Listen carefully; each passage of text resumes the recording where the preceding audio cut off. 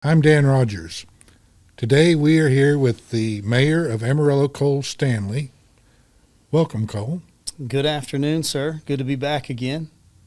Well, it's a beautiful fall day in Man, it's September. pretty. Nice and cool.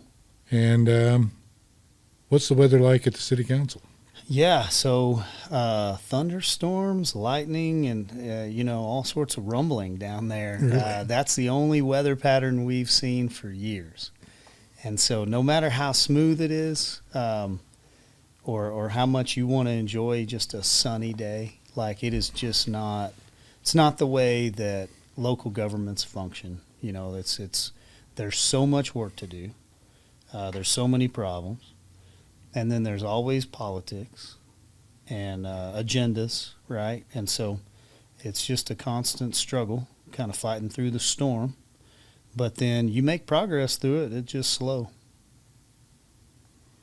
Yeah, I can. It's just probably wears you out, the constant fighting. It definitely does. Man, I'm a little over 4.5 years in right now. And so 2.5 as mayor and 2 as the city councilman. And I had some good uphill boot camp style training there for those first 2. So I think in regular years I've put in like 12. But in what's actually on the books down there is 4.5 so far. So you have kind of like dog years, I think you have years, dog you years. have mayor years. You have mayor years for sure. I think most all mayors would attest to that, Yeah. So, and it doesn't really matter. It's no matter how good you're doing, you can't ever do it all. And even if you get to it, it wasn't fast enough or good enough.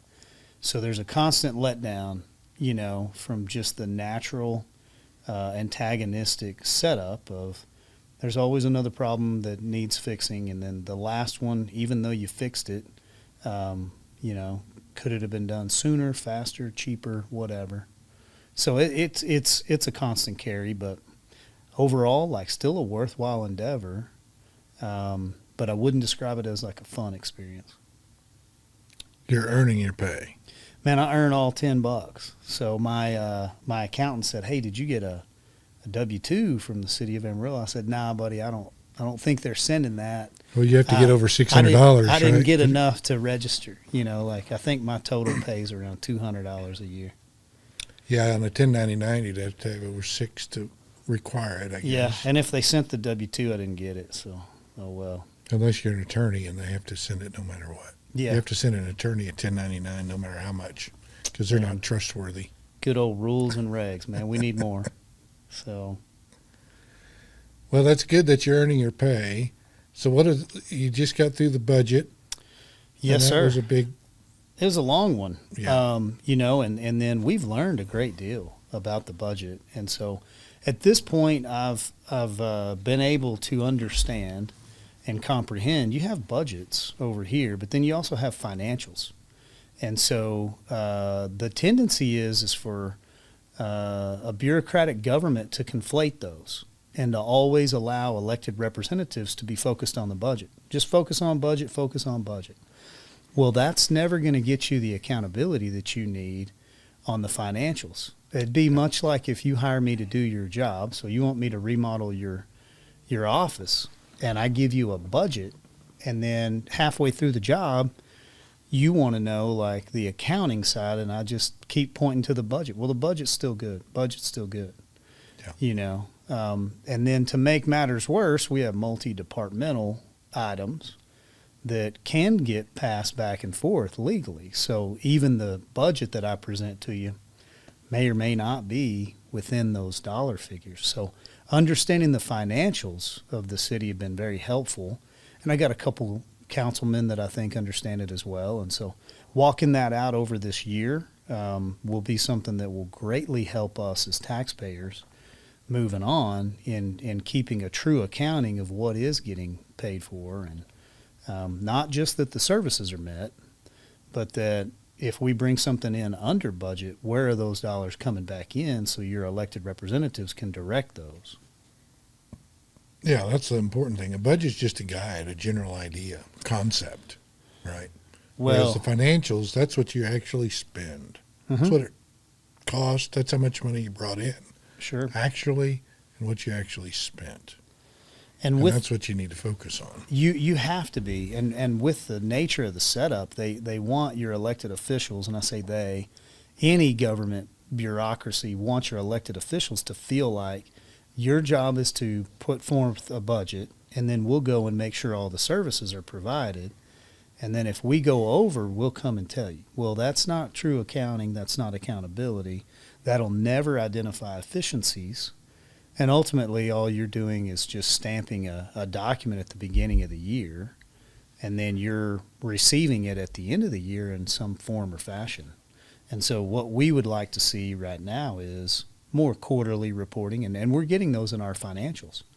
But there's lots of monies that transact down there, and if you have that in-depth accounting, not only by your elected representatives, but by those people that attend meetings and pay attention and follow kind of those checkbooks, then it really helps, because now you can see where the money's going and is it being spent, as effectively as it needs to be. Well, and if you're focused on the financials, you're probably less likely to lose the money, right? Not Right. know where it is. Yeah, and priorities only stay priorities when they're funded that way. And so that budget doesn't do a whole lot of good for you to go and place and allocate priorities on it if you're not going to follow through and see, did we accomplish these goals, and how much did it cost us? Mm-hmm. So it's nice to have it now in the notebook on the desk where it's a completed document, but it's just the first step. Now we need the quarterly report. Yeah, and things can change. You could have a natural disaster or whatever, and everything in that budget changes. Yeah, and everything's Instantly. a projection. Sales tax is a Yeah. projection, and so Right. yeah, all sorts of good stuff on the budget. So we've got that taken care of, and then just more change down there at the city. Continue to be good agents of change. So is Amarillo growing? It's definitely growing. Definitely has a pattern. Amarillo historically grows 1% to 2% every year. We keep that trend since basically 1913 on the overall average. Right now, you're seeing faster growth. In the percentage wise, it's growing much faster than 1% to 2%. A lot of our growth grows outside the city limits. So we're not tracking all that growth, but we see it, in the counties and surrounding areas.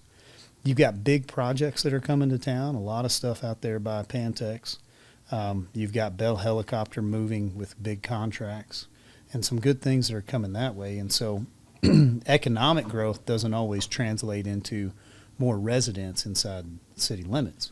It does translate into more capacity in the city that we need to keep up with, and then also more sales tax and more revenues. There's always more revenues when you see economic growth. Well, if Amarillo's growing, but y'all maxed out what you could on raising property taxes, and I think a lot of people wonder why you had to do that. Sure. So, we as this current city council and previous city council have, I'd say, conceded to what the state government has regulated. Like, you're only allowed to raise those property taxes 3.5% annually. Without going to the voters. Without going to the voter. Yeah. And so obviously you can always raise more revenues if you can show cause and you can take it to the vote, and then the voters say, we want to pay more. Over the last 3 years, we saw those property values go up so incredibly quickly that your rate actually lowered, even though we were increasing the percentage. So we increased 3.5% every year.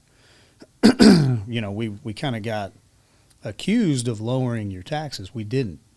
We've kept up with inflation, barely, with that 3.5%. And then we found some good creative ways of working within our budget in order to pay police and fire some substantial raises. And so on average, everybody got a $10,000 pay increase. That's those badged officers. That really helped us in recruiting and retention for our police academy. We were turning out 8 or 9 officers. This current academy, we hope to turn out 2022. So that's definitely what we need in prioritizing those monies. But then it's been this way, and you and I were visiting earlier. As long as we are going to continue to follow these property tax guidelines, and we're gonna strap ourselves to a fixed income, so to speak, on that. You're putting your elected representatives in the position of they should increase it 3.5% every time, because you always have additional costs and things that are going to go up and go over. You can never really get to all of your problems, so you never have a surplus at the local level on property taxes. And so, if we were to migrate as a society to where we would move away from property taxes, we would go to a true consumption tax, increasing those sales tax revenues, and work along with the state to get that done. Then it's more of a capitalistic society, and you have the ability to provide for the services you provide for when revenues are there. Mm-hmm. And when revenues are not there, then you have to reduce the things that are your wants and your needs. You'll meet all those needs every time, but those wants and those desires wouldn't get met. In the structure that we have right now that's based on property taxes, a lot of that stuff is built in. So you're never reducing a service, even if it's just a want. It's not a core function need. Yeah, to me, it's the most regressive, evil tax ever created by man, the property tax. Yeah. Because it hits the poor the hardest by far, because it shows up in their rent. But the academics will tell you, oh, the poor people don't pay property tax.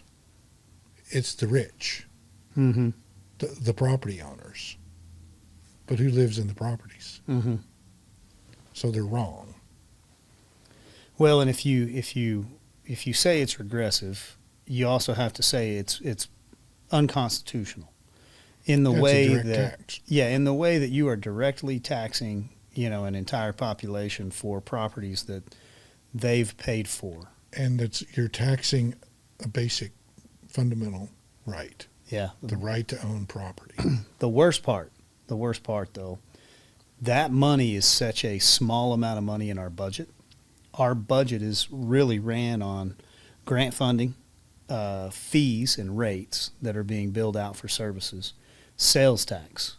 So, probably a third of our budget roughly is property tax. And so well over half of your budget is done in other forms. So a lot of people say, well, you have to have that, dependable source of income, and property tax is the most solid thing we can count on, and we always collect 99 point whatever percent of it. It wouldn't even cover half of your services right now. And so you're at risk already to get away from that, and then you're forcing local governments to put in new fees, which can go up more than 3.5%, and they can be doubled, tripled, quadrupled. So, good example was in the budget. You're familiar with the drainage fee, and that comes in as a rain tax, right? Yeah. So, when we didn't increase our budget enough in our general fund to cover those drainage issues all across town, and they needed to be addressed, we created a fee. Well, the fee was far, far less than what it needed to be to actually go and do any of the work. So if you wanted to fix the drainage problems around town in line with the 100-year floodplain, that needed to be roughly 4 times what it was. So council can increase that without coming to the voter. So you think about your rights as, well, you've got to ask me if you want to raise my property taxes more than 3%. Nobody has to ask you if we want to double or triple, some arbitrary fee. So think about your streets. Streets have always been covered in your general fund underneath property and sales tax. Well, city manager and staff put forward a proposition of, let's run the street department totally on a fee. And let's go out and let's do an assessed fee for the streets. And they called it a street fee. And, myself and a few other council members are sitting up there like, what are you doing? Where's this coming from? There's no such thing as a street fee. What there is a street utility, and you could go and set up a utility where you monopolize all of the streets within a corporate city limits, and you say everybody's got to pay for this. Then you've got to go out and assess entities based on usage. So I guess you bill Amazon more than you bill, the drive-through coffee shop. But then you're also going to need to invoice the churches, which are not paying for the property taxes right now. But isn't that what the sales tax is for, really? No. See, the sales tax is a consumption, and it's totally separate. See, the difference in me setting up a monopoly for your streets is you don't get to choose whether you pay for it or not. So I have an individual that is homebound or lives in a assisted care facility. They don't drive. They don't use the street. Mm-hmm. I'm going to charge that individual a street fee. Now, sales tax is different. If you want to go out and buy a new F-250 and you want to pay $12,000 in sales tax, there you go, or whatever the cost is. But when we're paying sales tax, we are choosing to consume an item. That's right. And it's a participation. So the monopoly of the streets is even different than the drainage fund. The drainage fund. I have a very simple solution to this whole problem. Mm-hmm. It just occurred to me. It's so easy to solve this problem. The city manager thinks we should have a street fee. I think we just tax government employees $100,000 a year each, and our streets are paid for. And we're done. Well, anybody that works for the city should pay $100,000 tax, and we're done. So you're not lining up with my public safety initiative on but it'd be taking real care easy of to implement. Yeah. Well, I understand the How are you going to analogy. implement the street fee? So if somebody comes to Dallas to visit your parents, They don't pay for the streets. they're not going to pay. They're going to use them. Just use them. If you office outside of the city limits, then you don't pay. So if you wanted to have 100 trucks that are semi-trucks that are running all over town, what's your incentive to pay, taxes inside the city limits? So now you put your property outside city limits and you avoid a street tax. Yeah. So this would be the Mondami plan. It's a for very, Amarillo. yeah, it's a very idiotic plan. It needs to die where it was left. Council pushed against it. We did have some that were considering it. An awful mistake. But how would they implement it? How would they do it? That's a really good question. The unique thing about the budget proposition was it didn't have enough foresight in it to understand you'd probably have 9 months of implementation.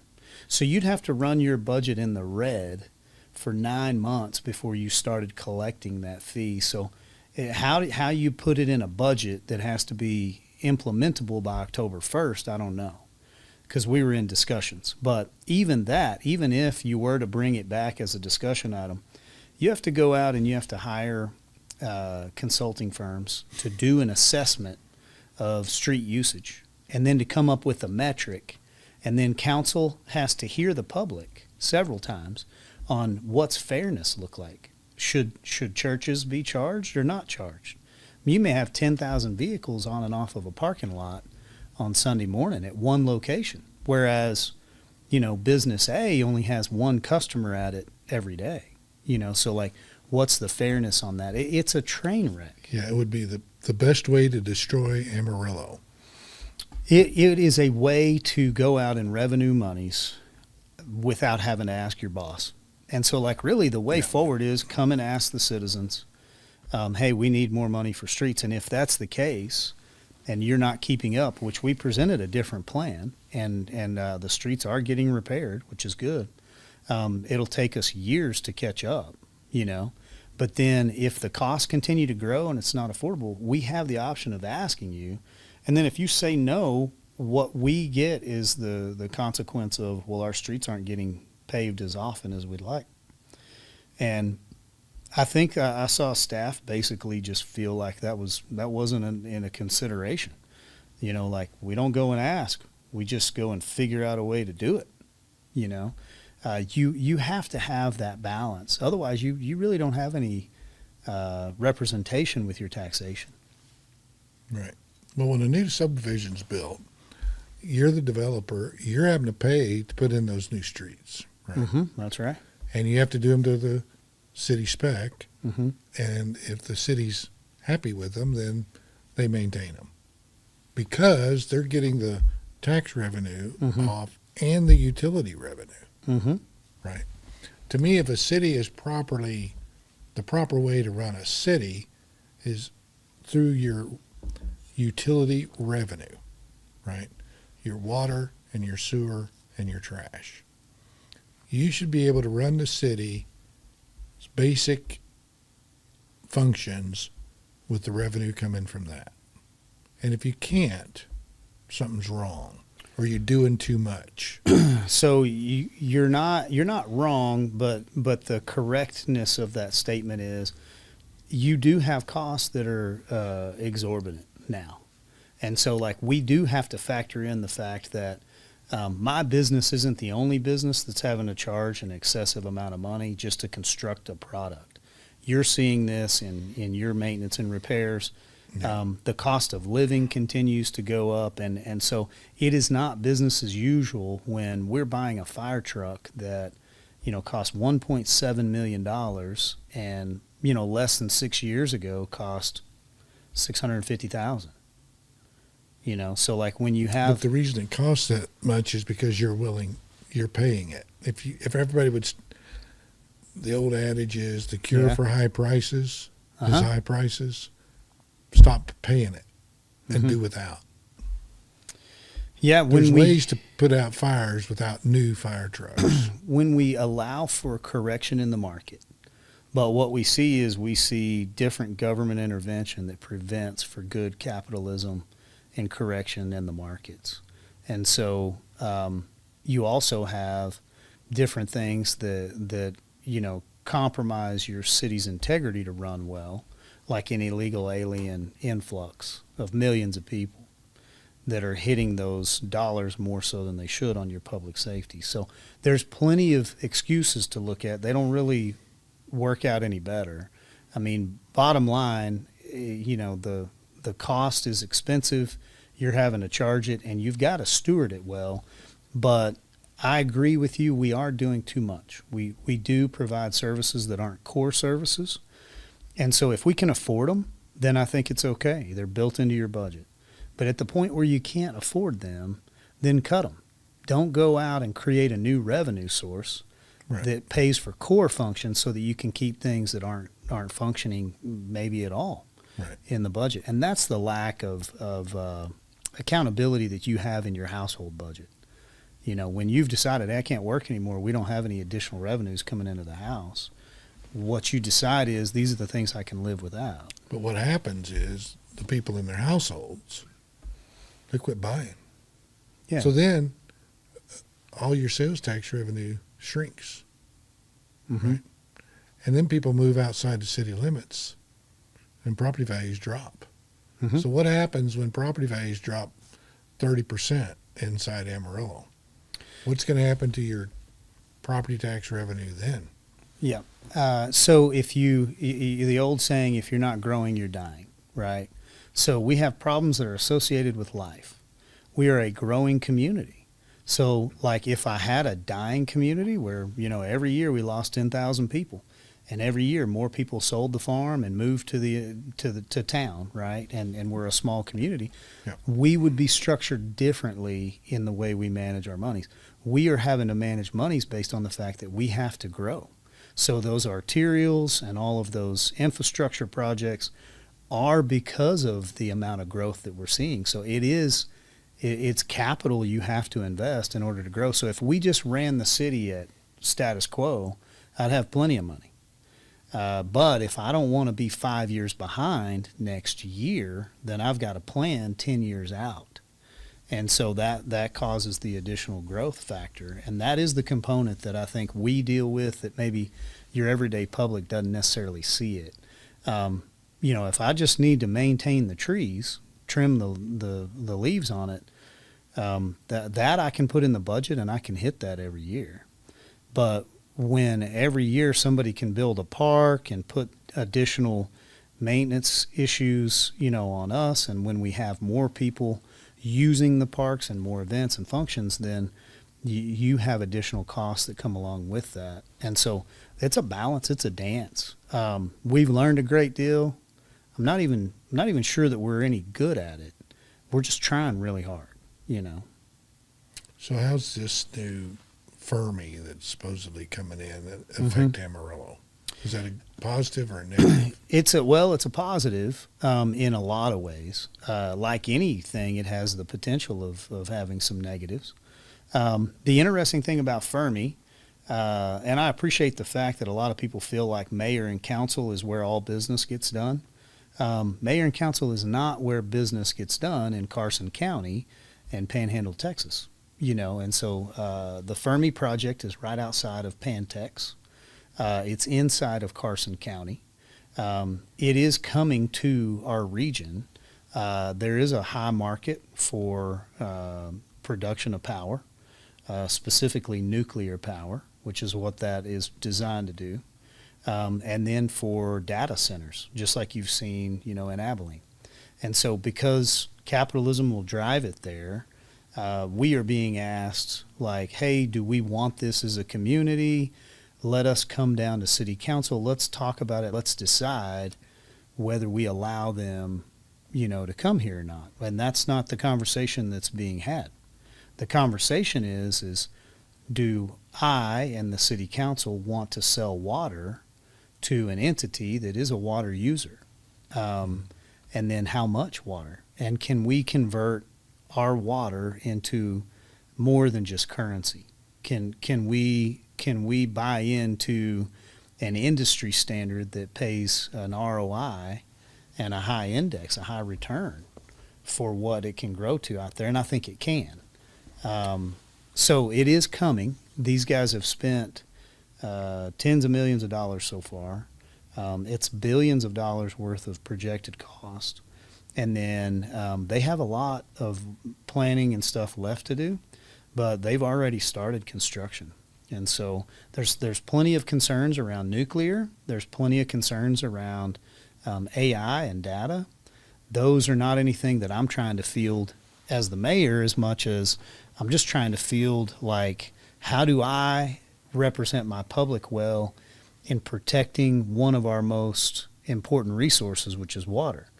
I want to make sure that the way they engage with the city, there's maximums in our capacity, and that we're realistic, that we can only provide this much. And then we have to protect the water long term. So we want this entity to come in with water reducing capabilities and technology. Well, I would think they could pull their water out of Lake Meredith or something like that and keep our good well water for the residents of the Panhandle. But that's another, back to your property tax. What I don't understand is why we pay a property tax to the Panhandle regional water, groundwater, right? So the citizens of Amarillo and Potter County are paying a property tax to run that entity which regulates large water users. Right. Not under 30 gallons a minute wells and are not regulated. But they don't have to pay anything for the water. The big industrial users, farmers, pay zero for the water. The taxpayers pay to regulate it, but they don't even calibrate the meters, so there is no real regulation. It's all smoke and mirrors.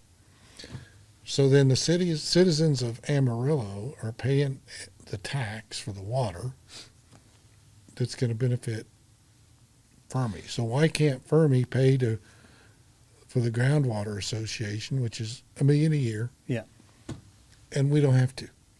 So you're correct in, like, the regulation of it, and I don't have the number exact, but it's so much per acre foot, right? You can pump.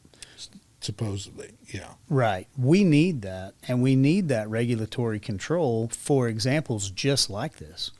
But there is no regulatory control because the people that or the big producers are on the water board. There's no calibration, so therefore there's no way to know how many acre feet they are putting on. They are using. It's all a ruse. You present a good question that I don't have the education for. I wonder how that is calculated and how it is the oversight of it. I'd like to know, because we participate in a way where we know we're not going to pump more than what our allowable usage is within that district. And we want that district in place, and the TCEQ and state regulatory commissions that are in place to make sure that entities can't come to town and just pump everything dry. Yeah, I guess what I'm saying is we've created a government entity that's all smoke and mirrors, in my opinion. I know you probably know more than I do about it. I'd like the education and the research on it of how are they overseeing those farmers. Because, here's the thing about Fermi. What they've asked us for is 4 pivots of corn. So if you think about it, they've asked to buy 10 MGD, so million gallons a day, right? Nothing. Sounds like a lot of water. It's no water. It's no water. So if you look at one pivot for a corn farm is roughly 2.4 MGD a day. And so that's 4 pivots of corn that they're trying to buy from us. And we're comfortable as a maximum, like we'll get there.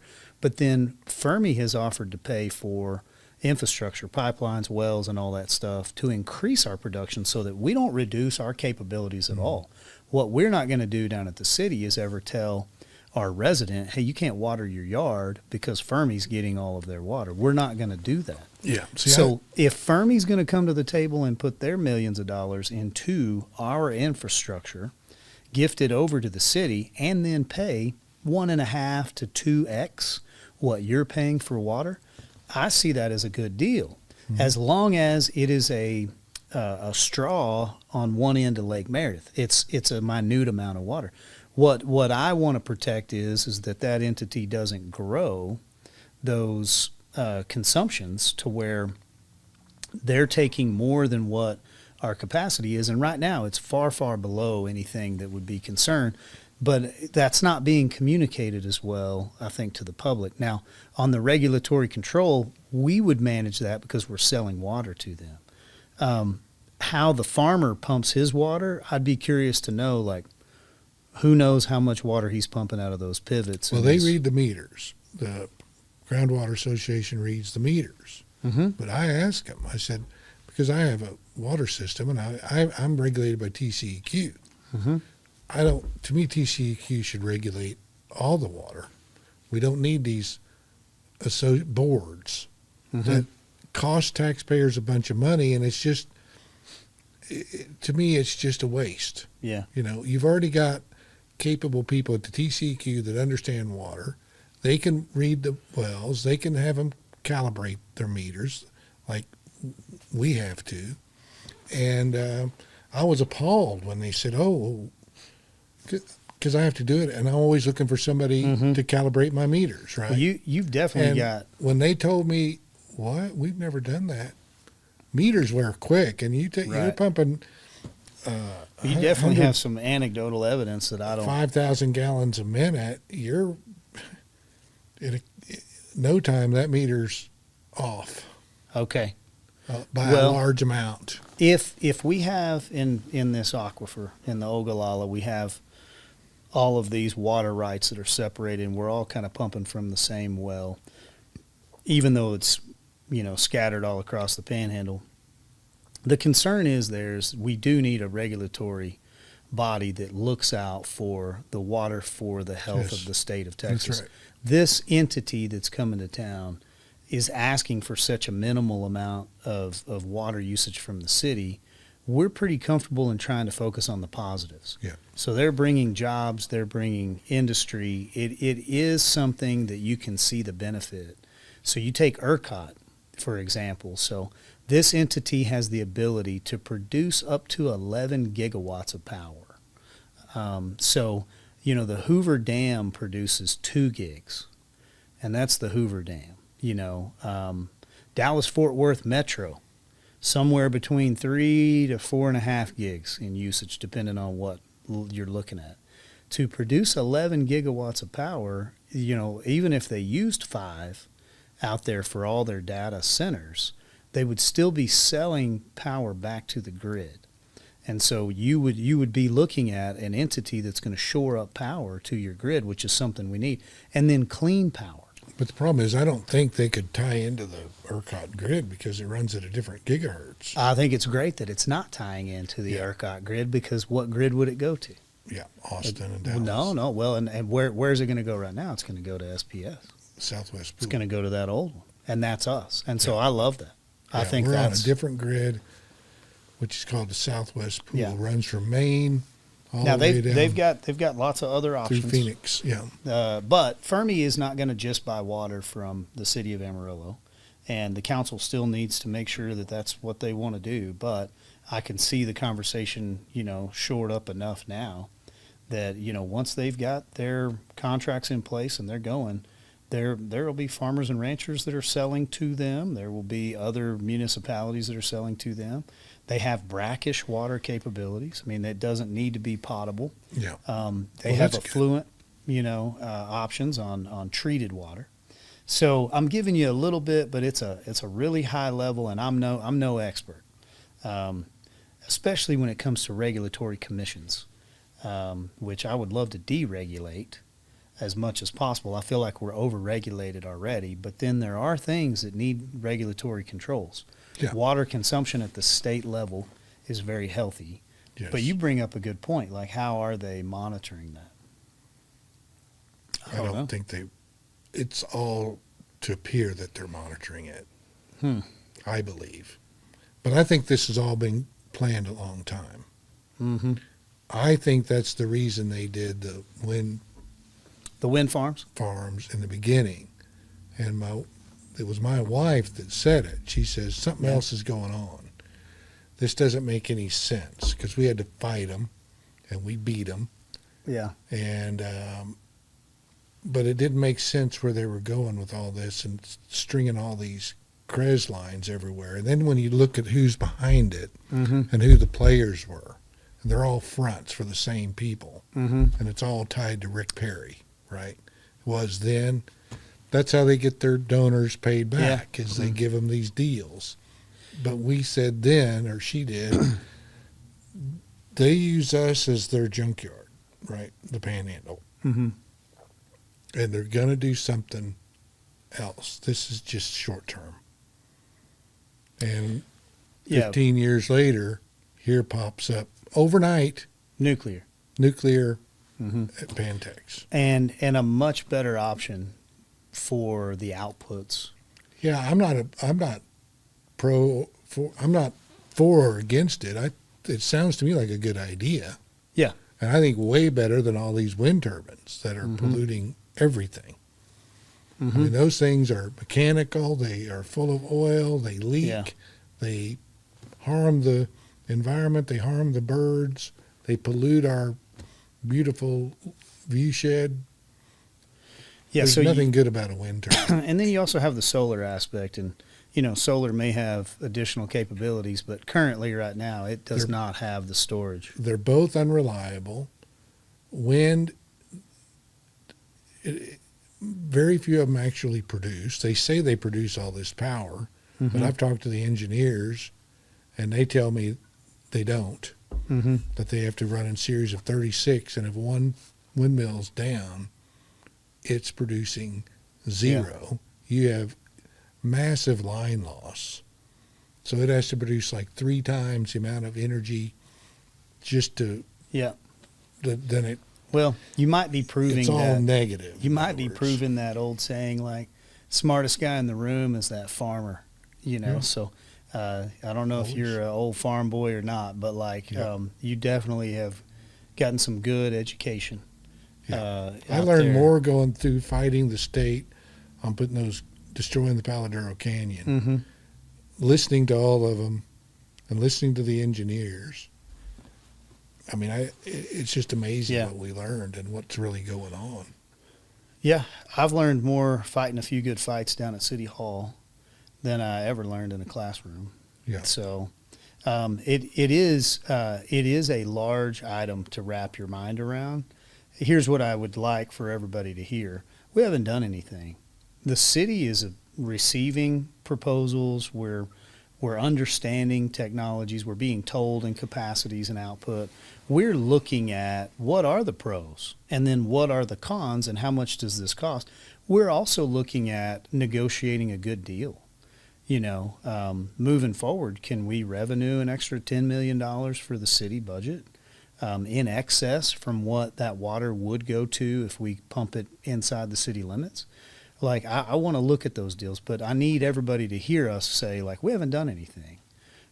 We don't know exactly what we're going to do, and then we're going to walk it one step at a time. So, like, what they're going to want first is construction water, right? So that's minimal. So we should always sell anybody construction water. And then as we walk into contracts, we want to protect our resource, and then we want to do a good deal. You're going to do that, just walking it one step at a time and learning more along the way. But then, as you can tell, I sit here today and I tell you, like, man, I've probably learned 5% of what I need to know to make a good decision here. We've got a lot of education left in front of us to understand exactly what this project looks like, and then what does it affect outside of that. Well, water's critical, but a lot of people just don't see the whole picture, right? Mm-hmm. I always tell them, one farmer is putting out more water on his crop in one day Mm-hmm. than the entire city of Amarillo uses, Yeah. right? But they can't see that. They don't see it. Well, the city of Amarillo averages 50 MGD a day. And we have lower days than that, and then we have some higher days. But, like, I think the largest amount of water we've pumped that I know of is like 89 million gallons for one day. And it was probably super hot, dry season, and whatever. Yeah. But And maybe a leak. 50, yeah, it could. But you say 50 MGDs sounds like so much water to everybody. It's hard to keep it in perspective when you can look at farming and ranching and you can see the amount of water that goes into, and all we're doing is we're pulling water out of the Ogallala Aquifer and we're converting it into a currency of corn or a currency of wheat or a currency of cattle. And so what this opportunity is we may be pumping some of that same water out of the Ogallala, turning it into a currency of power for the grid. Well, the beauty of water is you can't destroy it. Mm-hmm. Where does it go? Yeah. It's still there. Right. Well, Right. and even in these, It just moves around. even in these steam, water cooled turbines, there's a lot of evaporation. Mm-hmm. And then the way that some of that, gets treated and placed back, I mean, there's technologies that are way beyond what our typical thinking is of nuclear. These are not the old school nuclear power plants that, like, they represented on the Simpsons cartoon. Like, this is a whole nother hermetically I don't think sealed. they even have any moving parts, do they?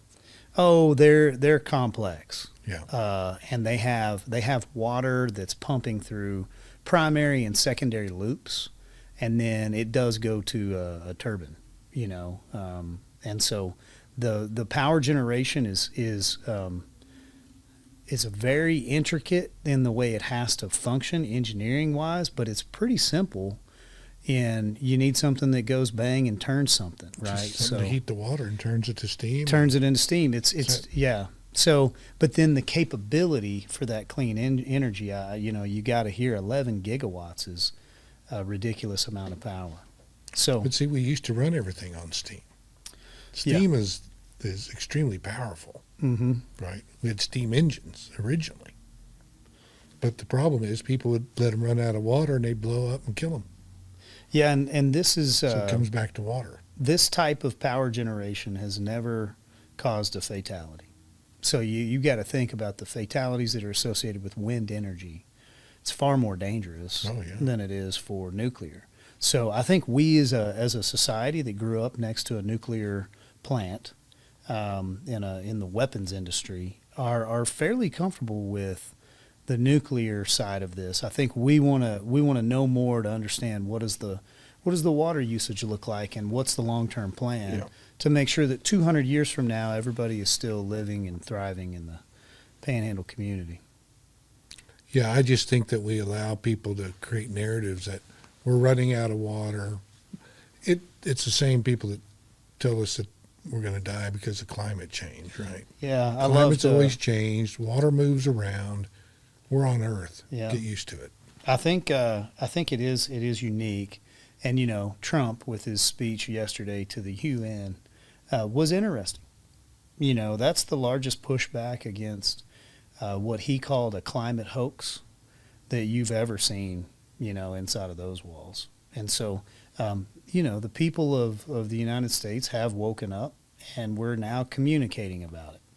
And so the willingness to crush industry in order to become carbon neutral by 2050 because of some Paris Climate Accord that's signed by a bunch of European nations that do not live and work and play here. There is zero appetite for that. And so, like, for guys like me and you, we've got to continue to push back on the IECC updates, your international, energy conservation code, which has no relevance for what we're doing here. So if I can point you to life safety and show you that sprinkler system will save a life, then that has a place in our codes. Yeah. But if I'm going to tell you need 48 inches of insulation between the ceiling and the deck of the roof, just because I want to create some sort of carbon neutral net, and I cannot show you life safety or an ROI on your dollar, because it has no greater heat gain loss than what the 6 inches accomplishes, but it comes at a price and an implementation that's not valid. So a lot of stuff moving down there. This is a big component. And then I'm not speaking intellectually about it. I'm speculating about it. I'm still learning. And so that's what I think the public should get. You should hear as I learn, and you should learn along with me. And then, Fermi seems to be coming into the community very willing to want to be a stakeholder and part of the community. So, I know they're honoring the protection of our affluent water. So our neighbors to the south buy that. Excel buys that. They've already told us we're not trying to purchase any of that from you. So there's some good things there, but a lot of concern still because there's a lot of unknown. Well, if the city can benefit, the citizens of Amarillo can benefit, and Fermi benefits. Yeah. Everybody benefits. To me, you always want to create a situation where everybody wins.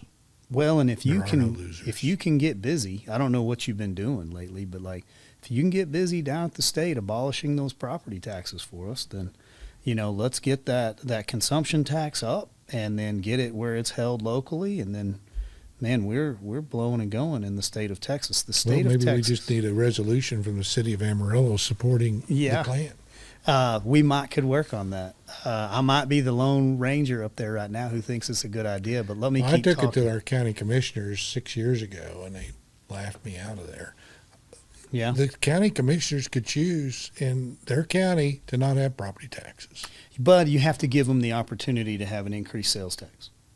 Well, there's 1,000 ways they could raise revenue, right?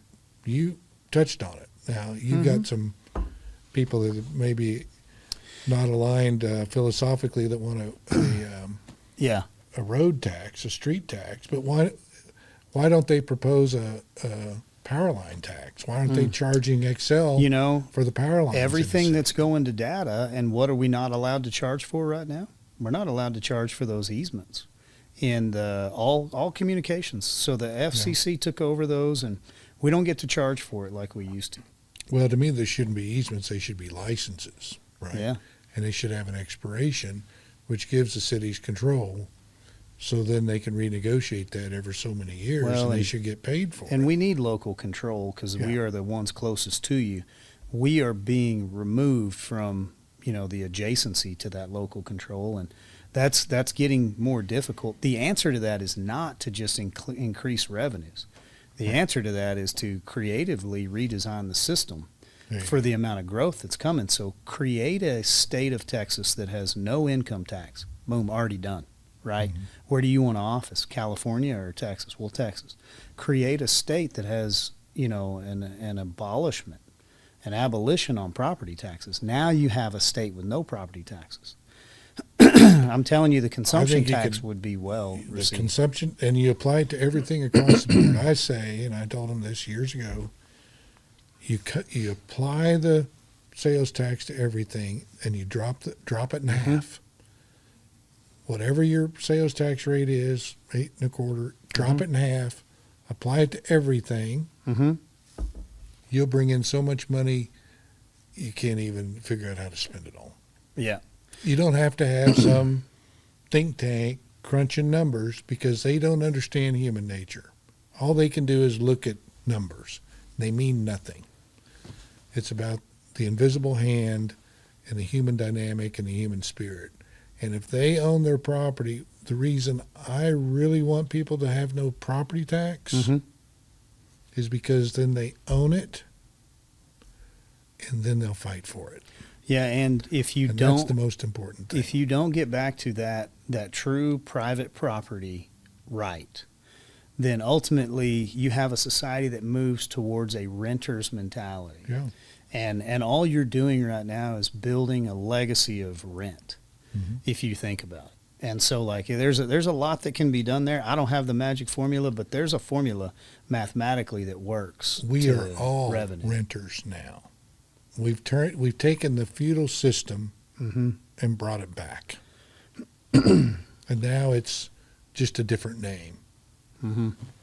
I don't disagree with you. I think there's definitely a little more window dressing on it than used to be, but ultimately, when you get down to it, we're all heavily taxed. And so the local government is the greatest level of accountability you have. And from there, as you move up, it just lessens. So I'm learning a lot, but like there's a long way to go. But it's about the people. It's about the average person. They need to participate and start showing up, and they can Mhm. make this happen. We can get rid of property taxes Mm-hmm. if we'll show up. We can repeal the income tax. We don't need it either. Yeah, It's just a piece of paper. I'm really, just waiting on you to get out there and get it done. I'm getting it all I set don't, up. I don't I'm understand working why on it's it. taking so long. I'm doing a little bit more than you think. I bet you are. I bet you are. Well, you're you're a hardworking chair, so we appreciate you. It's nobody will see any of it, but we're going to make it happen. Well, it's amazing what we can get accomplished when no one person needs the credit. But I can get more done if nobody knows what you're doing. Yeah, I definitely agree with that. I try So to do we're- my job quietly, and it doesn't always work. We're laying it all groundwork, and we're going to do Yeah. it one county at a time. All right. Well, always good to be with you. I know I'm a little past your time, but hopefully it was an interesting subject matter. For Yeah, I those think that it's are watching. fascinating to talk about the water and what's really going on and how everything's used to control us and we don't see it. Mm-hmm. But when you start to really get into it at the local level, then it starts to all make sense. You don't really understand it unless you put it in terms of like my fence, my door, my street, my alley. But then when you get down to that basic level, it allows you to lift your eyes up enough to see, like, how far up this ladder really goes. Start asking simple questions. Well, and you get answers that tell you like, okay, well, that's what I didn't see before. So I'm figuring out the racket. Yeah. I call it the profiteers. Mm-hmm. And a lot of people have figured it out.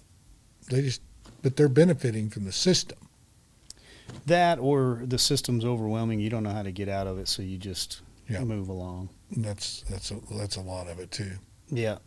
Yeah, Well, you do a they good don't job wanna- of educating people. So Well, I just ask questions, and to me, we just want to. I think we all want the same thing, but we don't realize what's going on. Most people, and they don't know what to do. Mhm. But I think most people want to do the right thing, and they're good people. So if we can just inform them and ask them to start showing up and asking questions, we can change the world. Mhm. And it starts right here. well, let's see what we can get done next. Well, I think Amarillo's glad we have a mayor that has some common sense and wants to do the right thing for the Well, people. there's a good portion of them out there that tell me they're thankful, and I appreciate them more than they know. It's So, the silent, I call them the quiet conservatives. Right. That are out there. They don't say anything. Yeah. But when they're needed, they show up. Well, we got 18 months left in this term, roughly a little more than that, and we're gonna give you everything we got and keep working hard. All right, Mayor, we appreciate you coming by. Hey, thanks for having me, man. Good to see you.